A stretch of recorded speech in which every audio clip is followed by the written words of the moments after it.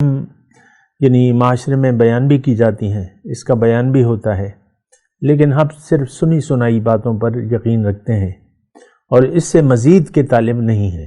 یعنی جو ہم نے سن لیا، پڑھ لیا، اگرچہ ہماری سمجھ میں نہیں آیا لیکن پھر بھی ہم اس کو کافی سمجھتے ہیں۔ یعنی سوچتے نہیں ہیں ایک بات پہ کہ ایک چیز کی حقیقت کیا ہے، اور جب سوچتے نہیں ہیں، دیکھیں آپ جس بارے میں بھی آپ سوچیں گے نہیں تو اس چیز کی حقیقت کے بارے میں نہیں سمجھ سکتے۔ اعوذ باللہ من الشیطان الرجیم، بسم اللہ الرحمن الرحیم، اللہم صلی علی سیدنا محمد معدن الجود والکرم وآلہ وسلم۔ سامعین و ناظرین اکرام، السلام علیکم ورحمۃ اللہ وبرکاتہ۔ ہمارا آج کا موضوع یہ ہے کہ توحید کیا ہے۔ دیکھیں، توحید میں نے گزشتہ نشست میں آپ سے بات جو شروع کی ہے اس میں نے تھوڑی سی توحید کی وضاحت کی ہے، اور دیکھیں سمجھنے کی کوشش کریں۔ سب سے پہلی بات تو یہ ہے کہ یہ ہم اس پہ سوچتے نہیں ہیں، نہ سمجھتے ہیں نہ سوچتے ہیں۔ آپ ذرا خود دیکھ لیں، توحید، شرک، یہ ساری باتیں ہیں، ٹھیک ہے، ہم یعنی معاشرے میں بیان بھی کی جاتی ہیں، اس کا بیان بھی ہوتا ہے، لیکن ہم صرف سنی سنائی باتوں پر یقین رکھتے ہیں اور اس سے مزید کے طالب نہیں ہیں۔ یعنی جو ہم نے سن لیا، پڑھ لیا، اگرچہ ہماری سمجھ میں نہیں آیا لیکن پھر بھی ہم اس کو کافی سمجھتے ہیں۔ یعنی سوچتے نہیں ہیں ایک بات پہ کہ ایک چیز کی حقیقت کیا ہے، اور جب سوچتے نہیں ہیں، دیکھیں آپ جس بارے میں بھی آپ سوچیں گے نہیں تو اس چیز کی حقیقت کے بارے میں نہیں سمجھ سکتے۔ ہمارے دیکھیں جو اسکولنگ سسٹم ہے تو اس میں آپ دیکھیں کہ رٹا سسٹم ہے، تو ہم بھی جب چھوٹے تھے تو اگر کوئی بات ہماری سمجھ میں نہیں آتی تھی تو ہم اس کو رٹ لیتے تھے، بار بار دہراتے یہاں تک کہ یاد ہو جاتی۔ تو اسلام یہ رٹا سمجھ نہیں، یعنی اسلام میں یہ رٹا سسٹم نہیں ہے کہ بنا سوچے سمجھے ایک بات کو آپ قبول کر لیں۔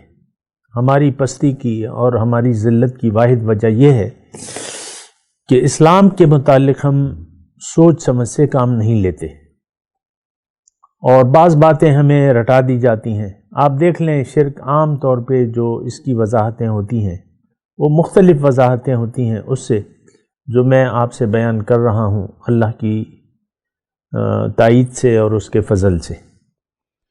تو بہرحال توحید کے بارے میں آپ جانیں، اور توحید ہے کیا۔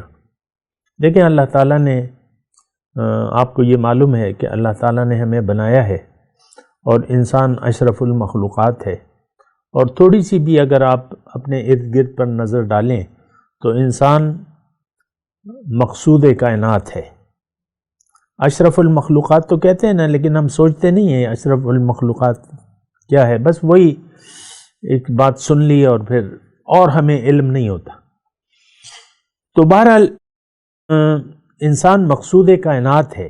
یہ کائنات اللہ تعالیٰ نے انسان کے لیے بنائی ہے۔ مقصود کائنات کا مطلب یہ ہے انسان نہ ہوتا تو یہ کائنات نہ ہوتی۔ یہ بات نوٹ کر لیں، یہ کائنات، یہ آب و ہوا، یہ رنگ و گل، اور یہ ساری ہمارے سامنے جو چیزیں نظر آ رہی ہیں یہ اللہ تعالیٰ نے انسان کے لیے بنائی ہیں، اور انسان کو اللہ نے دنیا کے لیے نہیں بنایا۔ یہ جملہ ذرا نوٹ کر لیں کہ یہ ساری چیزیں تو انسان کے لیے ہیں، ان کا مقصود انسان کو فائدہ پہنچانا ہے۔ آج یعنی میٹ لیس ڈے ہے، جمعے کا دن ہے۔ میں بازار میں جاتا ہوں تو جگہ جگہ گائے کا گوشت، بکری کا گوشت، چکن کا گوشت تو یہ مل رہا ہوتا ہے وافر مقدار میں۔ تو کسی جانور کو ذبح کرنا چھری سے، ویسے ہی آپ دیکھ لیں کہ اگر یہ حلال نہ ہوتا، اور دیکھیں یعنی مارکیٹ میں انسان کا گوشت نہیں مل رہا، اس بات پہ آپ نے غور کیا ہے؟ انسان کو کوئی بھی ذبح نہیں کرتا، اور اس کا گوشت نہیں نہ بیچا جاتا ہے نہ کھایا جاتا ہے، اور انسان تو یہ سارے گوشت جو ہیں، یہ سارے پھل، یہ ساری سبزیاں، یہ سارے اناج، یہ بارش کا سسٹم جو اللہ تعالیٰ نے بنایا ہے، یہ اس زمین کو اس میں رویدگی اللہ تعالیٰ نے بنا دی ہے، اس کی میں تفصیل میں نہیں جاتا، لیکن زراعت جتنی بھی آپ کر رہے ہیں یہ اللہ تعالیٰ نے خاصیت ڈالی ہے۔ چاند پہ، مریخ پہ آپ زراعت نہیں کر سکتے، تو یہ زمین کو انسان کے لیے، یعنی انسان کے رہنے کے قابل بنایا ہے، اور انسان کو دنیا کے لیے نہیں بنایا کم از کم۔ جس طرح ہم ایک دھوکے کا شکار ہو گئے ہیں، آپ دیکھ لیں، آپ اپنی سوچیں دیکھیں، آپ کی اپنی سوچیں جو ہیں وہ ظاہر تک محدود ہیں۔ ہر شخص یعنی یہ سوچ میں ہے یا اس کی فکر ہے، میرے پاس پیسے ہیں، میرے پاس پیسے نہیں ہیں، میری شادی ہوئی ہے، میری شادی نہیں ہوئی، میرے بچے ہیں، میرے بچے نہیں ہیں، یا اس قسم کی ساری سوچیں آپ اپنی دیکھ لیں، وہ ظاہر کے بارے میں ہے۔ انسان ظاہر کے لیے سوچ رہا ہے اور ظاہر کی منصوبہ بندی کر رہا ہے، لیکن اللہ نے اس کو ظاہر کے لیے نہیں بنایا، یہ بات نوٹ کر لیں۔ اللہ تعالیٰ نے اسے اپنے لیے بنایا ہے۔ اللہ جو ہے ہماری منزل ہے، ہمیں جانا ہے اللہ کے پاس۔ تمام پیغمبران کرام اللہ تعالیٰ کی طرف دعوت دینے والے ہیں اور اللہ کا راستہ بتانے والے ہیں۔ ہر نماز کی ہر رکعت میں آپ یہ ضرور پڑھتے ہیں کہ اہدنا صراط المستقیم، اے اللہ تعالیٰ مجھے آپ اپنا سیدھا راستہ بتائیں۔ تو بات میں آپ کو یہ کہہ رہا تھا کہ دیکھیں، اللہ تعالیٰ نے ہمیں بنایا ہے اپنے لیے، ہم نے جانا ہے اللہ کے پاس۔ اللہ جو ہے وہ سیدھے راستے پر ہے۔ یہ قرآن کی آیت کا میں ترجمہ بتا رہا ہوں آپ کو۔ ان ربی علی صراط مستقیم، میرا رب سیدھے راستے پر ہے۔ سیدھا راستہ اللہ کا راستہ ہے، یہ بھی قرآن کی واضح آیت ہے۔ اچھا، جب منزل اللہ ٹھہری اور انسان کو اللہ تعالیٰ نے اختیار دے دیا کہ تم اپنی مرضی سے زندگی گزار سکتے ہو، یعنی اختیار دے دیا، کسی اور مخلوقات کے پاس ایسا اختیار نہیں ہے جو کہ ہمارے پاس ہے، ایسی عقل نہیں ہے جو کہ ہمارے پاس ہے۔ یہ بھی تو آپ نوٹ کریں، بہت بڑے بڑے اجسام ہیں لیکن ان کے پاس عقل نہیں ہے، جسم ہے، طاقت ہے، قوت ہے۔ دوڑنے میں ہم چیتے کا مقابلہ نہیں کر سکتے، یا زور میں، طاقت میں چیتے سے یا شیر سے اکیلے نہیں لڑ سکتے۔ اور اس کے پاس دیکھیں نہ ہتھیار ہوتا ہے، اور شیر کے پاس یا چیتے کے پاس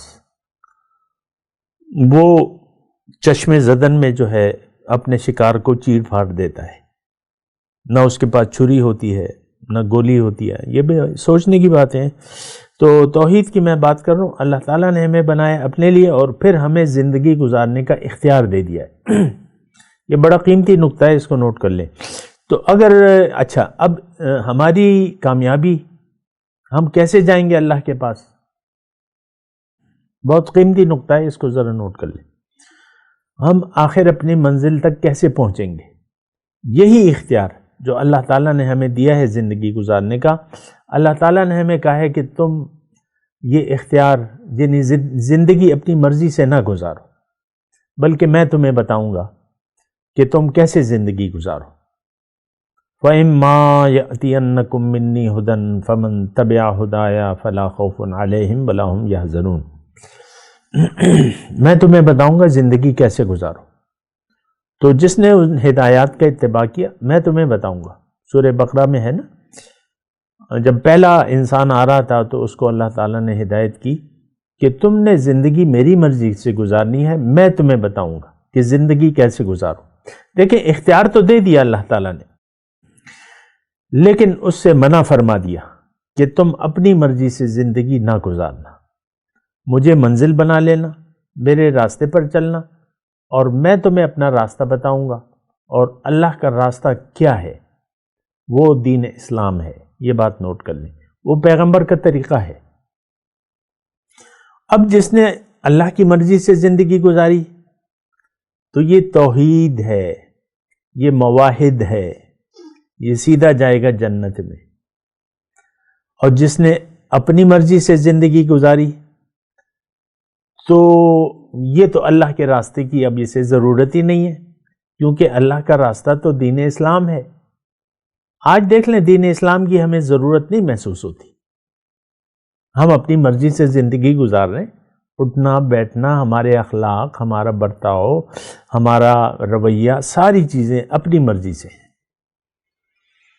آپ دیکھ لیں اپنے والدین کو دیکھ لیں، آپ کی ماں کا اپنا ایک اخلاق ہے، آپ کے والد کا اپنا ایک برتاؤ ہے، رویہ ہے، آپ سب کے اخلاق کو جانتے ہیں، یہ بڑا غصے والا ہے، نہیں یہ دھیمے مزاج والا ہے، ہم نے اپنے اپنے رویے بنا رکھے ہیں اور بس اس کے طریقے سے ہم زندگی گزار رہے ہیں۔ بات کرتے ہیں ایک وقفے کے بعد۔ وآخر دعوانا ان الحمد للہ رب العالمین۔